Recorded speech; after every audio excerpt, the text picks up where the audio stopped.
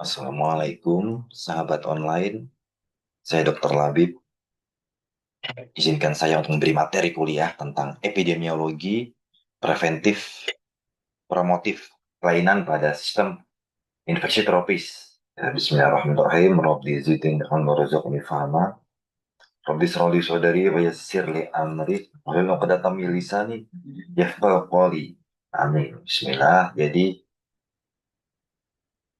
pendahuluan ya penyakit tropis terabaikan atau neglected tropical disease atau NTDs adalah sekelompok penyakit menular yang mempengaruhi populasi miskin terpinggiran di dunia, terutama di daerah tropis dan subtropis. Jadi, tema saya yang mengkaitkan dengan parasitologi maupun ilmu tropis ya, dengan materi IKAKOM atau ilmu kedokteran komunitas seperti itu ya.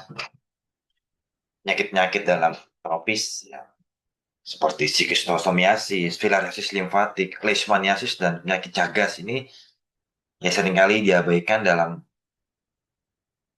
prioritas kebijakan kesehatan secara global. Disebabkan karena kurangnya dukungan dalam hal pendanaan dan perhatian internasional dibandingkan dengan penyakit menular lain ya, seperti HIV, AIDS, malaria, dan tuberkulosis. Dari sisi Kemenkes ya menetapkan sebanyak 236 kabupaten atau kota di 32 provinsi sebagai daerah endemis filariasis. Aspek preventif yaitu melaksanakan kegiatan pemberian obat pencegahan secara massal filariasis dan penata laksanaan pada kasus kronis. Program ini dilakukan untuk memutus rantai penularan filariasis pada penduduk di semua kota endemis filariasis dan memberikan fasilitas pelayanan pada penderita filariasis yang kronis. Nanti ya indikator keberhasilan program ini ya tercapainya penurunan angka mikrofilaria misalnya. Jadi kurang dari 1% pada setiap kabupaten atau kota yang endemis seperti itu ya.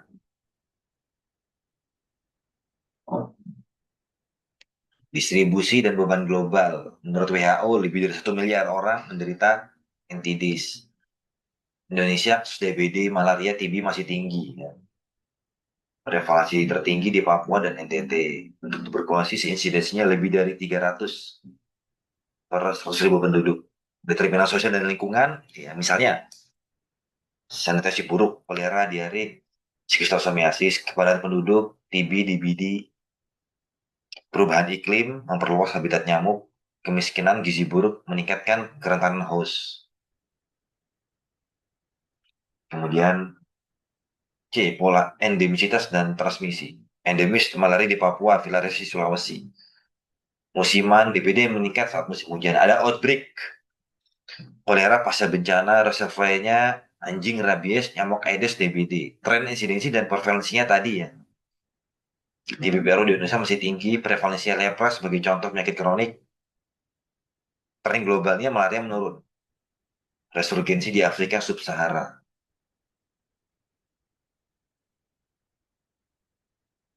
Faktor host agent environment, host imunitas yang mempengaruhi ya. Umur, nutrisi, HIV, AIDS, agentnya, virulensi, resistensi antibiotik, TB, MDR, lingkungannya, iklim lembab, surveillance, rutin, ya oleh Kemenkes ya.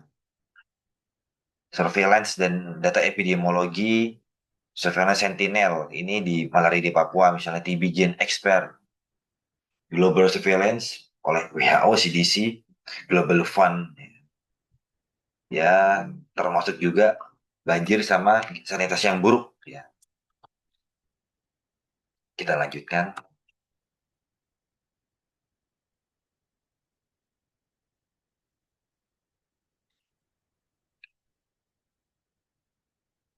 Jadi epidemiologi infeksi tropis ya, WHO memperkirakan lebih dari 1 miliar orang di seluruh dunia menderita penyakit tropis ya. Yang terabaikan ya istilahnya tadi neglected tropical disease dengan beban terbesar terjadi di negara berpenghasilan rendah dan menengah, terutama di wilayah tropis dan subtropis. Ya.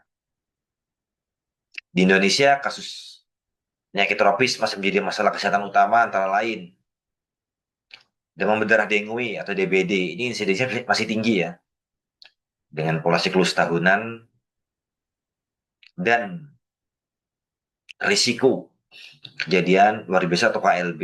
Malaria masih endemis di daerah beberapa wilayah timur Indonesia, terutama Papua, Papua Barat,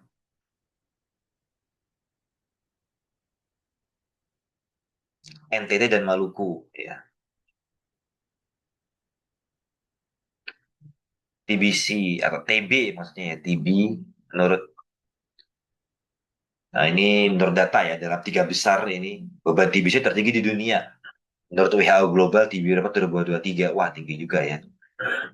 Kemudian beban penyakit tropis ini tidak hanya menimbulkan morbiditas dan mortalitas tinggi, tetapi juga berdampak pada produktivitas ekonomi masyarakat akibat kehilangan hari kerja ya karena sakit ya.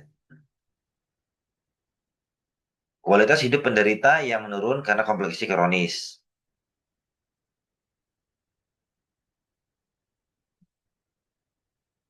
Beban finansial pada sistem kesehatan akibat tingginya biaya pengobatan dan program pengendalian. Mana lagi tadi?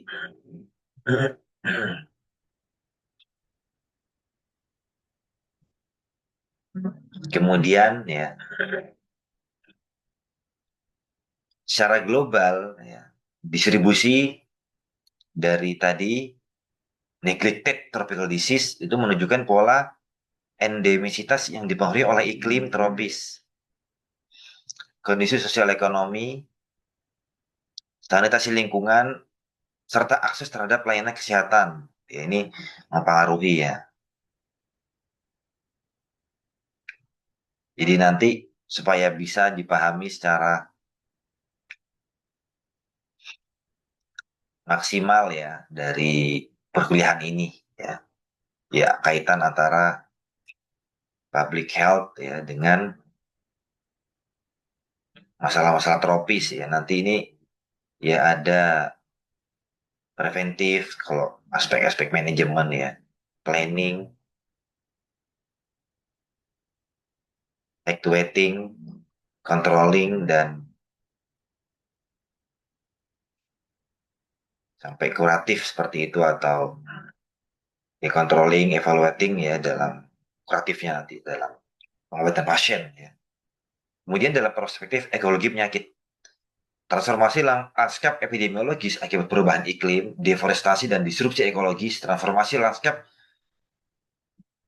hanya ini yang dia maksudnya ada deforestasi tadi udah ya dan disrupsi ekologis ini turut ya memfasilitasi reemergensi patogen zoonotik dan memperluas area distribusi vektor. Fenomena ini memperkuat premis bahwa penyakit infeksi tropis bersifat ekosensitif, di mana dinamika transmisinya bergantung pada fluktuasi lingkungan.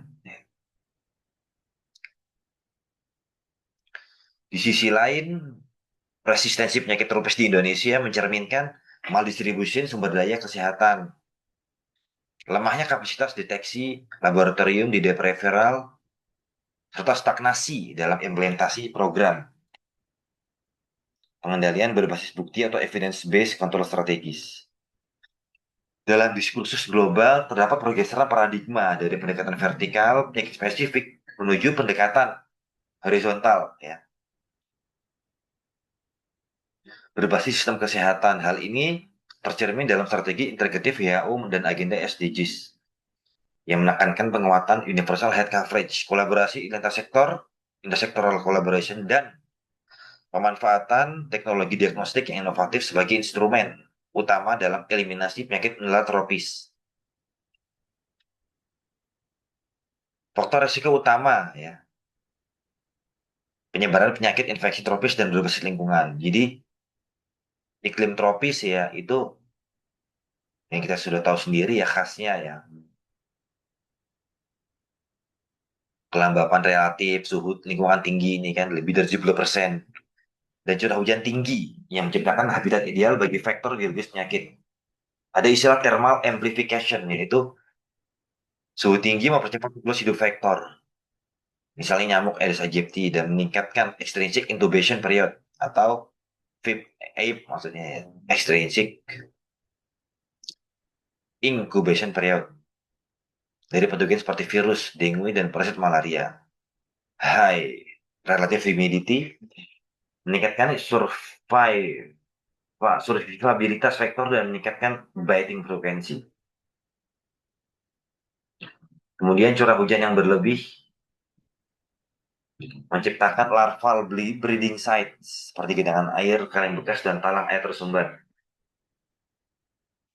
B. Faktor risiko utama penyebaran penyakit infeksi tropis dan berbasis lingkungan. Misalnya yang pertama iklim tropis ya. Jadi stagnan water akibat sistem drainase buruk itu mendukung perkembangan larva nyamuk ya, vector breeding grounds. Kemudian open defecation dan limbah domestik ini menyebabkan kontaminasi air minum dan makanan, berkontribusi terhadap transmisi penyakit enterik seperti nih, pertama acute viral disease ADD, kolera, fibrocular infection, hepatitis A virus, HIV, dan enterocolic enterotoxigenic infection. Kemudian poor solid management juga meningkatkan habitat bagi vektor mekanis seperti lalat rumah, musca domestika, dan tikus ya.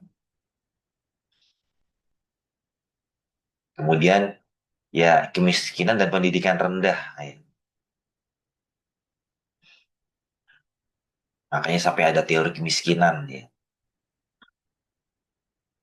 Faktor sosial ekonomi termasuk dalam determinants of health yang berdampak langsung pada kerentanan terhadap penyakit menular, low socioeconomic status atau SES ya, atau LES maksudnya ya. Ini membatasi akses terhadap layanan kesehatan primer, imunisasi dasar, ya, expanded program on immunization, perumahan sehat, rendahnya tingkat literasi kesehatan, health literasi menyebabkan minimnya pengetahuan tentang preventive behavior seperti 3M ya. Menguras, menutup, mendaur ulang, kemudian ada keterlambatan dalam health seeking behavior sehingga menunda diagnosis dan pengobatan,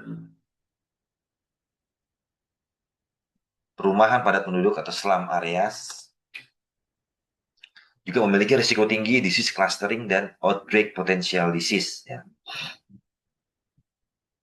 Outbreak for potential disease. Jadi pengendalian harus dilakukan secara interdisipliner ya, melalui integrated factor management, environmental health interventions, community health education, dan socio-economic empowerment. Ya, kita lanjutkan.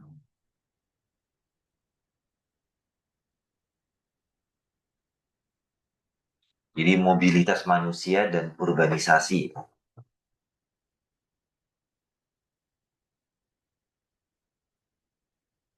Fenomena urbanisasi dan pergerakan manusia menyebabkan perluasan distribusi geografis penyakit menular, ya. Emerging and re-emerging infectious disease. Rapid urbanization sering tidak diiringi dengan pengembangan human health infrastructure dan sistem sanitasi yang memadai. Human mobility ini meliputi juga migrasi, perjalanan antar negara atau daerah ya. Ada istilah displacement due to conflict or climate change, menyebabkan peningkatan risiko infeksi di lingkungan pengungsian ya. Overcrowding, inadequate sanitation, limited healthcare ya. Sehingga nanti contoh dampak medisnya ya, ya wabah DBD di kota besar akibat urbanisasi cepat dan pergerakan penduduk dan penyebaran malaria ke daerah dataran tinggi akibat climate induced migration. Ini terjadi di kota besar. Ya. Kemudian ya faktor-faktor risiko ya. Di atas ini merupakan determinants of vector borne ya, and environmental related infectious disease. Jadi ya upaya pencegahan disease importation dari daerah endemis ke non endemis. Spatial temporal transmission ya. Dari ini contohnya dari penyakit seperti dengue, chikungunya, ya, dan bahkan tuberkulosis ini ada ya.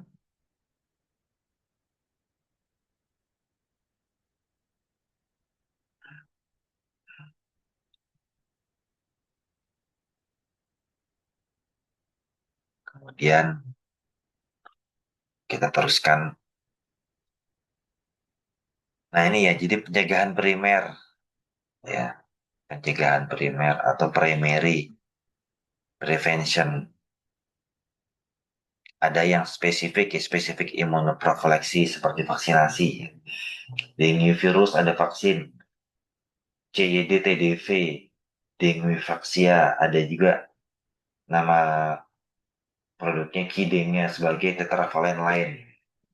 Tetravalent leaf attenuated vaksin untuk serotipe 1/4. Ya. Jadi, kemudian yang kedua, pengendalian vektor atau vektor control measures, eradikasi larva dan imaginal stage. Dan Aedes albopictus melalui source reduction dan larvicidal treatment, misalnya TMEPOS. Ya. Ada lagi rodent control untuk mencegah penyakit. Ya.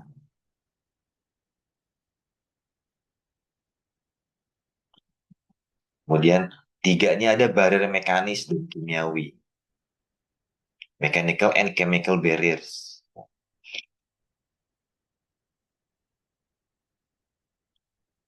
Jadi ya kelambu berinsektisida sebagai physical barrier kan ya, repellent kulit tentunya.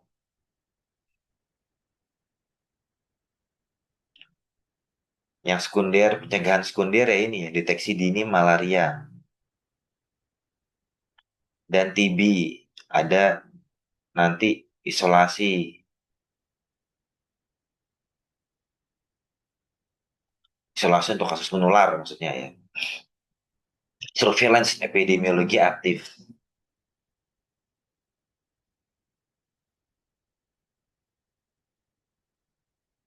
Seperti itu.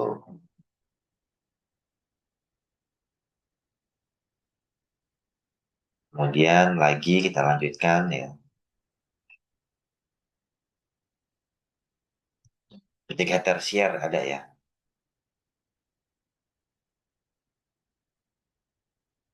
Manajemen komplikasi,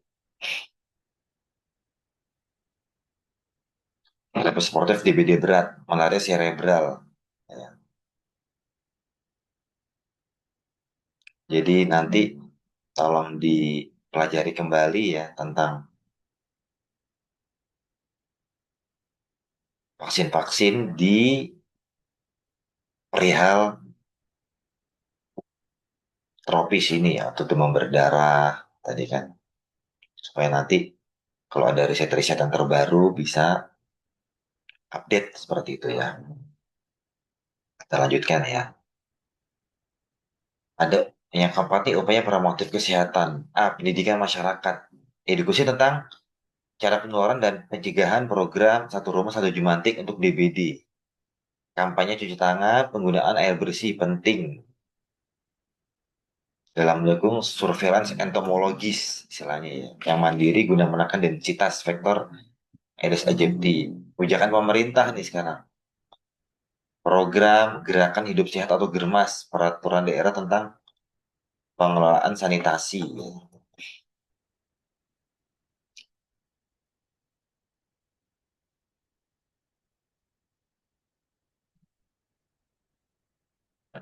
Nah, pencegahan sekundernya ya, screening dini, deteksi dini malaria dan TBC, TB ya maksudnya itu.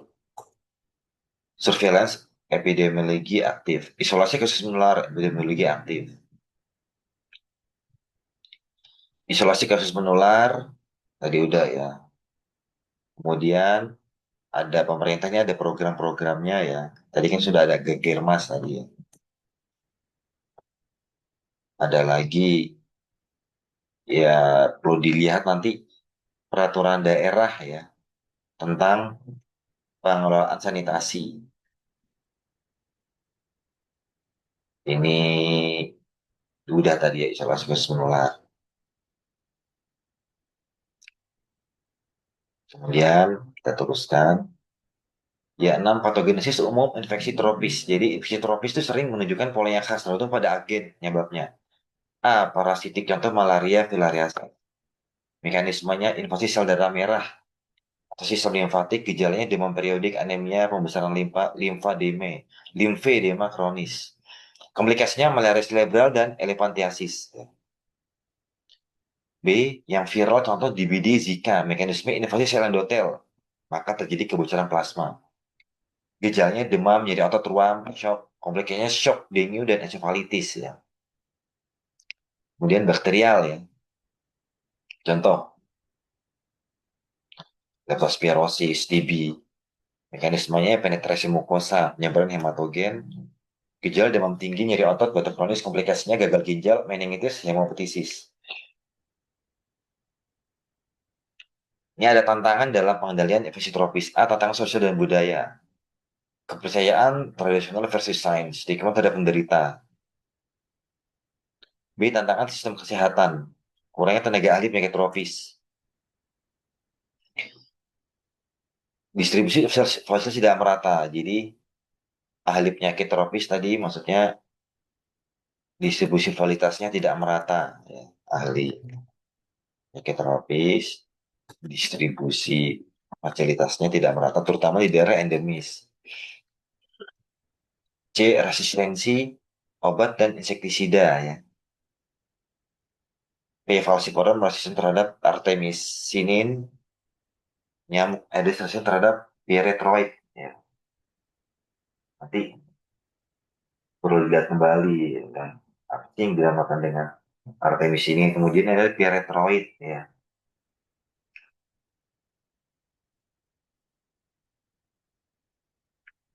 yang merupakan kelompok insektisida organik sintetis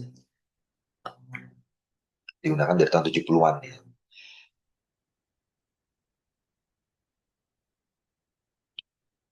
Kita lanjutkan ya. Strategi inovatif pencegahan dan promosi. A. Teknologi digital. Jadi ya aplikasi pelaporan DBD berbasis komunitas.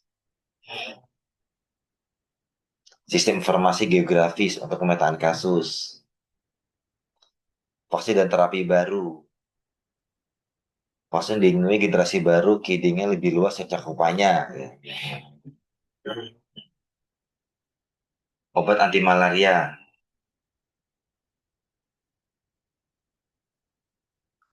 Kombinasi atau ACT mengurangi resistensi. C. Intervensi berbasis komunitas. Pojing plus edukasi tidak hanya mempenyemprot tetapi juga membina sekolah sehat sebagai basis proses pencegahan yang misalnya ya sebagai contoh.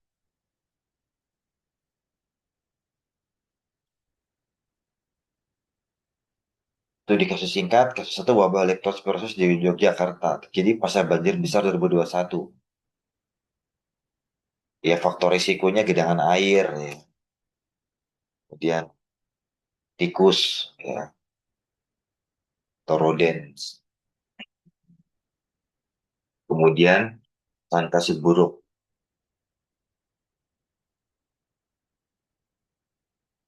Ya responnya edukasi, distribusi antibiotik preventif atau profilaksis, ya perbaikan dari drainase juga ya. Jadi hati-hati rodentia, rodentia. Kasus berikutnya ya ada penurunan DBD misalnya di Semarang dengan program satu rumah satu jumantik. Ya, aplikasinya nanti kolaborasi antar sektor, penurunan signifikan, kasus dalam 2 tahun, peran aktif masyarakat merupakan kunci keberhasilan. Ya.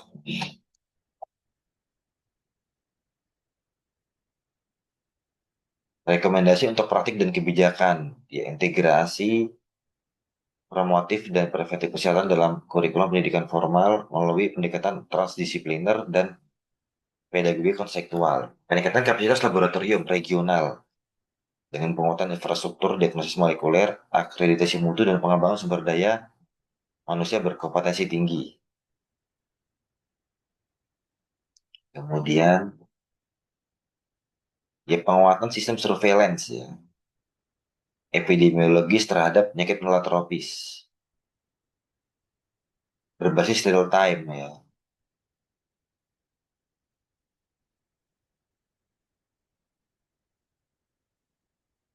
data dan geospatial analisis untuk meningkatkan sensitivitas dan spesifitas deteksi dini. Pengembangan riset dan inovasi vaksin tropis berbasis kearifan lokal melalui bioteknologi modern, genome editing, dan kemitraan strategis antar lembaga riset nasional maupun internasional.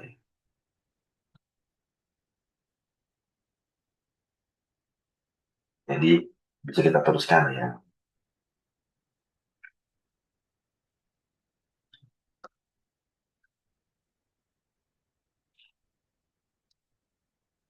Jadi aspek patofisiologi dan respon imun. Ya. A. Patogenesis molekuler. Jadi di endothelial dysfunction misalnya ya. Kerusakan sel endotel akibat infeksi dengue, vascular leakage, dan terjadi shock. Cytokine storm, aktivasi masif interleukin, EL6, EL10, TNF alpha, terjadi inflamasi sistemik. Kemudian sequestration ya, dalam malaria falciparum.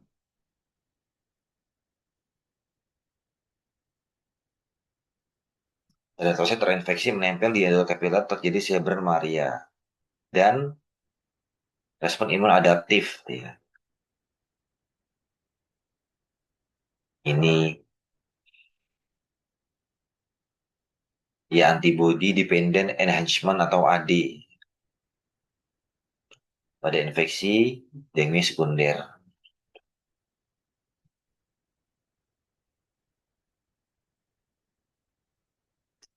Antibodi non netralisasi justru memfasilitasi infeksi peningkatan viremia dan risiko shock dengue. Ya. Ada respon imun adaptif tadi, terus kemudian ini granuloma, formation pada TB, ya kumpulan sel imun, makrofag, limfosit, mengisolasi bakteri.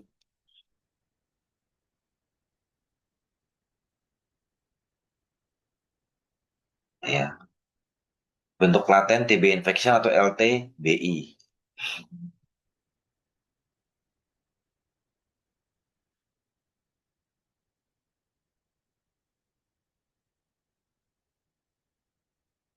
Kemudian teruskan ya. Ya konsep epidemiologi lanjut ya. Jadi ada istilahnya indikator epidemiologis, misalnya incidence rate, ada lagi attack rate, ya. Kemudian case fatality rate CFR dan basic reproduction number, yaitu jumlah rata-rata infeksi sekunder dari suatu kasus indeks. Ini ada transmisi penyakit ya, misalnya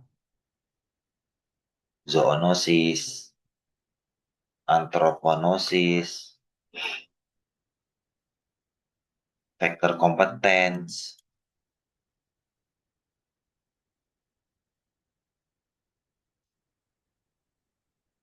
kemampuan faktor misalnya Aedes aegypti dalam menularkan patogen, dan reservoir host, yaitu spesies tempat patogen tanpa menyebabkan penyakit berat, misalnya monyet untuk Zika. Jadi ini konsep epidemiologi lanjut ya.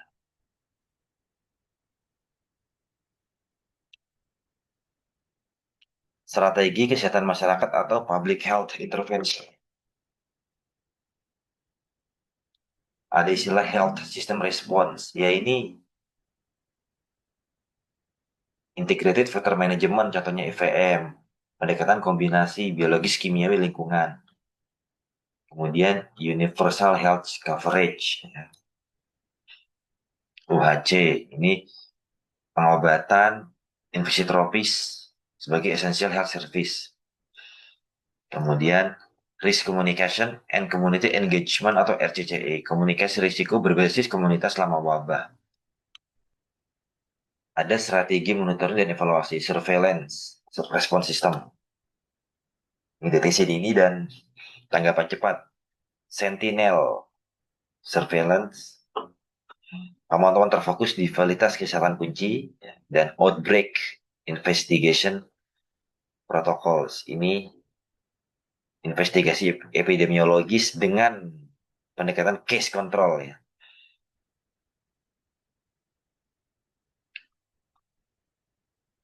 Kemudian ini ada etika sosial dan kesehatan global. Ya, etika penanganan penyakit tropis. Prinsipnya equity ya versus equality, ini distribusi layanan kesehatan berbasis keadilan ya, bukan kesamaan. Kemudian informed consent ya, INMES, drug administration atau MDA. Ini penting dalam pengobatan massal seperti filariasis. Global Health Governance, International Health Regulation atau EAHR. Ini regulasi WHO untuk penanganan wabah lintas negara. Ada istilah Neglected Tropical Disease atau NTD. Target eliminasinya itu terbaiki secara global. Ini yang jangan sampai ya. Jadi 15 nih konsep transmisi epidemiologi dan nekotropis. A. Epidemiological Transition Model. Stage 1. Istilahnya pestilence and famine. Penyakit tropis dominan. Malaria flora. Stage 2. Preceding pandemics. Ini konsep transisi. Mulai pengendalian DBD filiasi. Stage 3-5. Double burden of disease. Coexistence of entities and NCDs. Diabetes plus TB. Emerging and re-emerging tropical infection. Emerging ini nipah virus. Contohnya ya. Zika virus, SARS-CoV-2. Kemudian kalau re-emerging ya, itu dengue chikungunya, measles in low vaccination zones. Kemudian global and disease importation ya, cross border transmission ya, wisatawan ya, migran, perdagangan global, travel medicine nih, pemetaan risiko berdasarkan faktor endemisnya. Kemudian penilaian risiko dan penentuan prioritas intervensi health risk assessment. Ini hazard identification, identifikasi faktor patogen dan plot aspirasi. Dose response assessment. Ini korelasi jumlah paparan versus risiko klinis. Ada lagi istilah exposure assessment. Ini penilaian keterpaparan masyarakat terhadap air tercemar, ya, gigitan nyamuk, and risk characterization, estimasi, ya, sekian resiko ya, kemungkinan dampak kesehatan.